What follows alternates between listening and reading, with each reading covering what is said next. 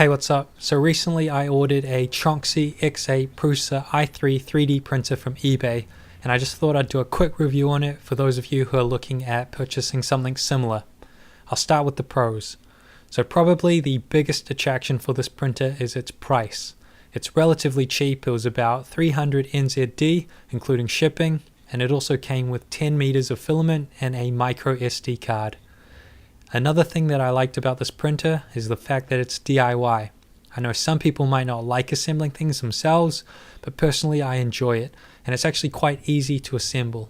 Now, while the instructions that come on the micro SD card aren't the clearest, they were clear enough to get the job done. The seller also provided some good support, which definitely helped during some of the difficulties. Speaking of, now for the cons. So while the printer appears to be quite cheap, I found the quality of the printer to be a little lacking, which somewhat counteracted that pro.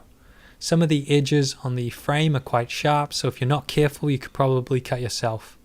Some of the wires are also quite thin, so I can imagine them wearing and tearing over time. One of the pieces I got also didn't fit perfectly.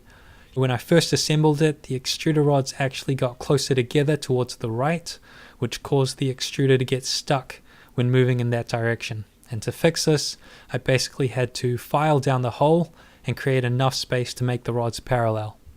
The 5015 fan was also dead on arrival. Now they did end up sending me a working fan, but again, just an unnecessary hassle. Last but not least, I could not print from a Mac OS Sierra 10.12.6. I could print with offline printing using the micro SD card, and I could print using Repetier-Host 2.0.5 on Windows, but with Repetier-Host Mac 1.0.2 on a Mac OS Sierra 10.12.6, I just could not connect to the printer. I tried installing the recommended drivers, but that didn't work, and I also tried Cura 2.6.2. By the way, Repetier-Host and Cura are just two of the free programs that can help you print. Now, interestingly enough, Cura actually connects to the printer, but it just doesn't print.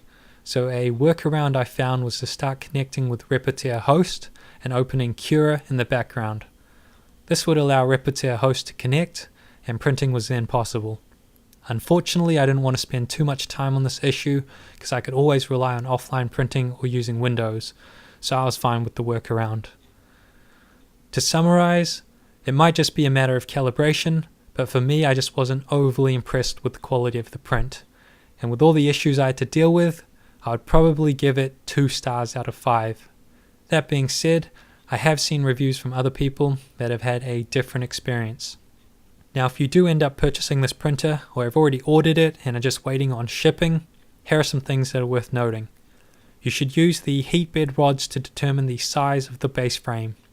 The Y motor should have its pins facing towards the front.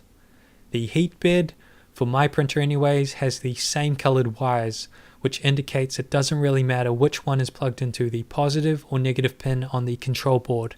Same thing for the hot end.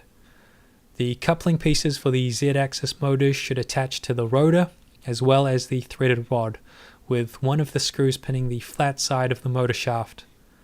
Also make sure your extruder rods are parallel with good spacing between them. That's it for this video. Hopefully it gives you a little more perspective on the printer and helps you out in some way. Thanks for watching.